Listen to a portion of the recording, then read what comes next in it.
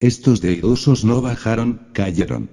Y eso es diferente, por eso y con justa razón las teogonías nos pintan como castigados a esos logo y divinos, el mito universal los considera por eso como fracasados, castigados y caídos al verse obligados a vivir con sus legiones tenebrosas en esa región inferior, infierno, que se llama el interior de nuestro organismo planetario Tierra.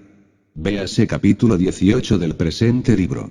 Escrito está y con caracteres espantosos en el libro de la ley, que un tercio de la hueste de los llamados Dianiso Arupa, fue sencillamente condenado por la ley del karma, o némesis, a renacer incesantemente en nuestro afligido mundo, billonadas de auras, alientos o soplos horripilantes, involucionan ahora en los mundos infiernos entre el llanto, las tinieblas y el crujir de dientes, infelices criaturas del averno cayendo en mundos de densidad siempre creciente, retornando hacia el caos primitivo, almas perdidas anhelando impacientes la muerte segunda para escapar del mundo soterrado, esencias preciosas embotelladas entre todos esos egos abismales. Llamas divinales sufriendo, bugatas de ángeles caídos deseando reingresar a los paraísos elementales de la naturaleza.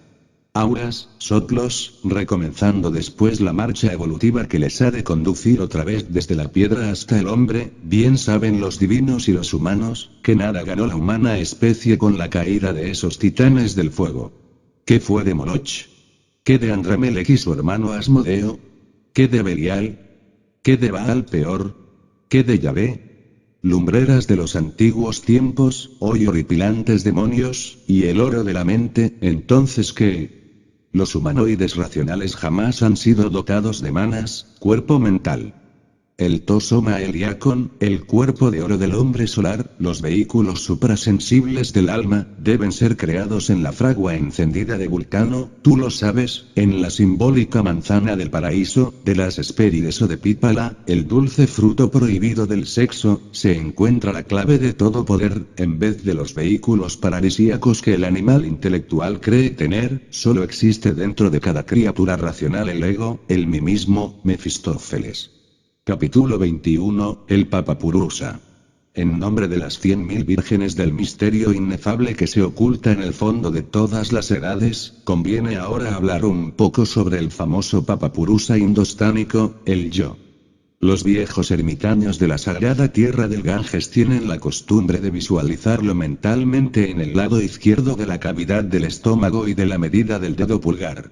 Se lo imaginan con fiero aspecto, ojos y barba de color rojo y sosteniendo espada y escudo con el ceño fruncido, figura simbólica de todos nuestros defectos psicológicos, místico momento inolvidable de exótica beatitud oriental es aquel en que los ancianos anacoretas cantan sus mantras sagrados y se concentran extáticos en la región del ombligo, en esos instantes deliciosos de insospechable dicha, el yogi debe pensar en el Papa Purusa, imaginándoselo reducido a ceniza entre el fuego que chisporrotea. Lágrimas de profundo arrepentimiento por las faltas cometidas desde los antiguos tiempos, caen de los ojos del penitente quien en el silencio santo suplica a su Madre Divina Kundalini elimine de su interior tal o cual defecto psicológico. Así es en verdad como el sadaka, va muriendo de instante en instante. Solo con la muerte adviene lo nuevo. El Papa Purusa, es el ego lunar, el Mefistófeles de Goethe, el espantoso Klingsor de la gramática wagneriana, a todas luces resalta con entera claridad meridiana el hecho terrible de que el Papa Purusa no tiene legítima individualidad, no es un centro único de comando, no es un rayo particular. Cada idea, cualquier sentimiento, una y otra sensación, yo amo, yo no amo, es fuera de toda duda un yo diferente, distinto. Esos yoes múltiples no están ligados entre sí, ni coordinados en modo alguno. Cada uno de ellos depende realmente de los variados cambios exteriores. Tal yo sigue fatalmente a tal otro, y algunos hasta se dan el lujo de aparecer acompañados de otros, pero es obvio que no hay en ello ni orden ni sistema. Algunos grupos caprichosos de yoes, pendencieros y gritones, tienen entre sí ciertos lazos psíquicos constituidos por asociaciones naturales de tipo completamente accidental, recuerdos fortuitos o semejanzas especiales. Es ostensible que cada una de estas fracciones del horrible Papapurusa, cada uno de estos agregados psíquicos o yoes, no representa, en un instante dado, más que una ínfima parte de todas nuestras funciones psicológicas, empero, es incuestionable el que en lo particular cualquier tipo de yo cree muy sinceramente representar el todo. Cuando el pobre animal intelectual equivocadamente llamado hombre dice yo, se tiene la falsa impresión de que habla de sí mismo en su aspecto total, íntegro, más en verdad es cualquiera de las innumerables fracciones subjetivas del Papapurusa la que parla. Momentos después, puede haberlo olvidado totalmente y expresar con idéntica convicción cualquier idea antitética, simple manifestación de otro yo. Las múltiples contradicciones de tipo psicológico tienen por fundamento el yo pluralizado, las variadas fases del Papapurusa. El aspecto grave de todos estos procesos psíquicos es que en verdad el pobre humanoide racional nada recuerda de tal cosa. En la mayoría de los casos da crédito al último yo que ha hablado, mientras este dura, es decir, mientras un nuevo yo a veces sin relación alguna con el anterior, no ha expresado todavía su opinión más fuerte. La conciencia enfrascada entre todas estas fracciones subjetivas del Papapurusa, es indubitable que duerme profundamente. Resulta subconsciente, nosotros necesitamos convertir al subconsciente en consciente y eso solo es posible aniquilando al Papapurusa. Para finalizar el presente capítulo conviene analizar algunas palabras muy interesantes del sánscrito, veamos. Amkrita Baba. El significado de estos dos términos indostánicos es condición egoica de nuestra propia conciencia.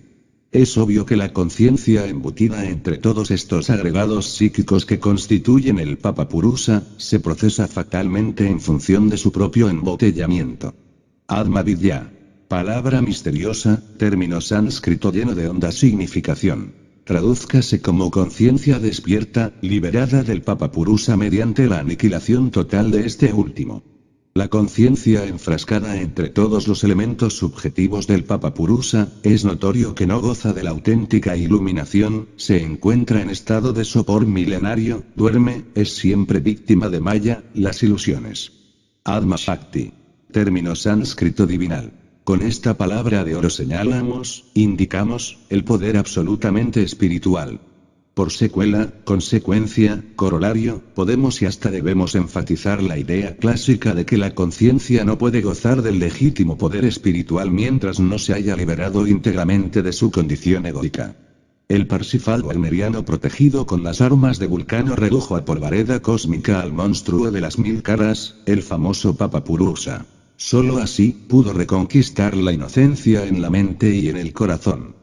Si bien es cierto que en un pasado remoto el hijo de Ezelaide también había herido mortalmente al cisne Kala Amsa, es ostensible y cualquiera lo comprende que al entrar en las tierras de Monsalvat ya no existía lujuria en él, era puro, se había convertido en un santo, había logrado el Atma Vidya.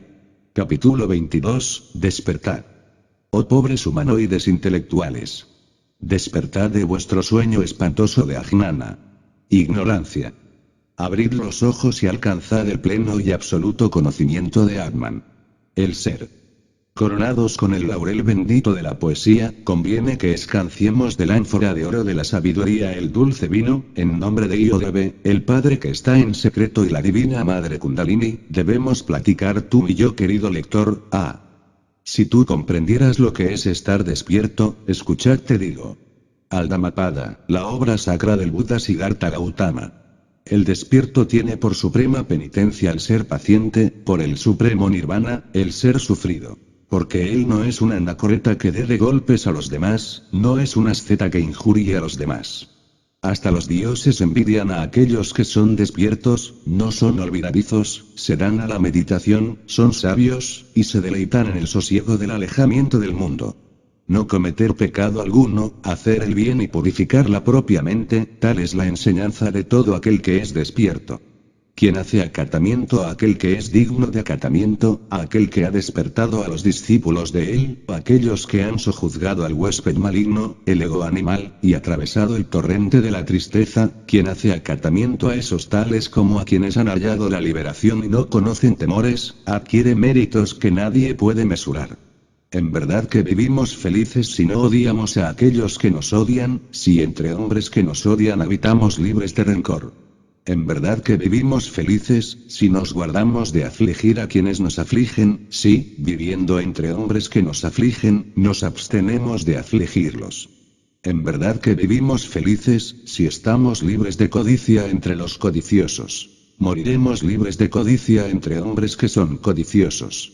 En verdad que vivimos felices aunque a ninguna cosa la llamemos nuestra.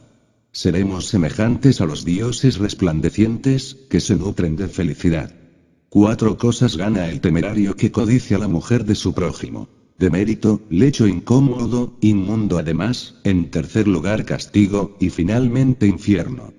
Los hombres prudentes que a nadie injurian y que fiscalizan constantemente su propio cuerpo, irán al lugar en que no hay mudanza, nirvana, donde, una vez llegados, ya no padecerán más.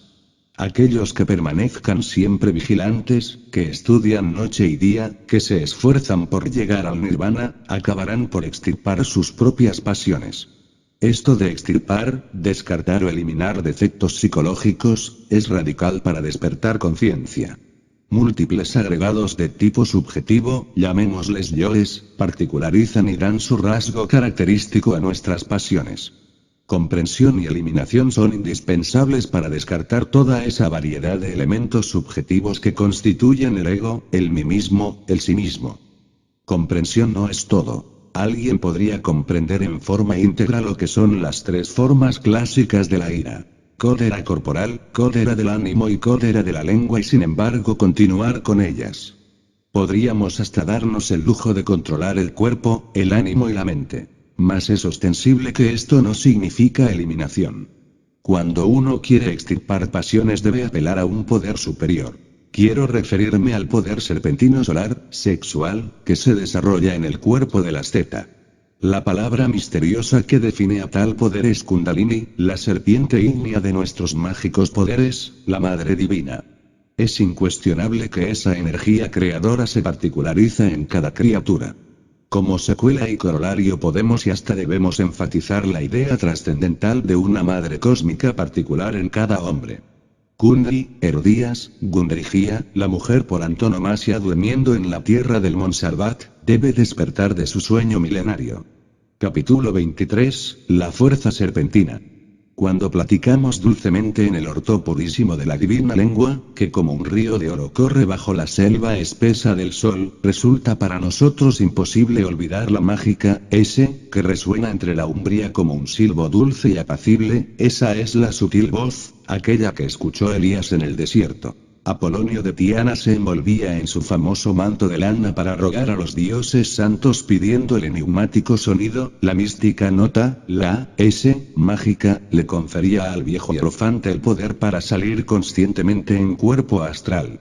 La tiene en verdad cierta similitud con la letra hebraica tzad, mientras la sigma griega, triforme, se relaciona con la primera y con shin, y samek. Esta última quiere decir sostén y tiene el valor cabalístico de 60. Se nos ha dicho, y esto lo sabe cualquier cabalista, que Shin tiene el valor de 300 y significa diente.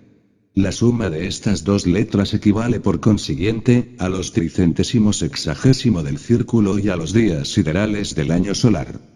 Empero, nosotros los gnósticos debemos ir más lejos, inquirir, indagar, buscar, descubrir la íntima relación existente entre la serpiente y la cruz. La serpiente, y la cruz, son 2 símbolos esotéricos que se complementan profundamente. La es una verdad geovística y vedantina a la vez. El poder serpentino o fuego místico. La energía primordial, o Shakti potencial, que yace adormecida en el centro magnético del hueso coxígeo. Muladhara es el nombre sánscrito de dicho centro magnético. Esta es la iglesia de Éfeso. El Kundalini es la fuerza prístina del universo, el poder oculto, eléctrico, que subyace en toda materia orgánica e inorgánica. La conexión sexual del falo y del útero forman cruz. El Kundalini, la mágica, la culebra, se encuentra íntimamente relacionada con esa cruz, o Tau. El fuego serpentino despierta con el poder de la Santa Cruz, eso es ostensible. En hebraico Tau, tiene precisamente el significado maravilloso de cruz, terminando como 22ª letra del alfabeto y con valor numérico de 400. Resulta fácil comprender que la vocal U es letra moderna derivada de V, como la G, de C, por la urgente necesidad de distinguir claramente entre los dos sonidos, adquiriendo naturalmente una forma práctica idéntica a la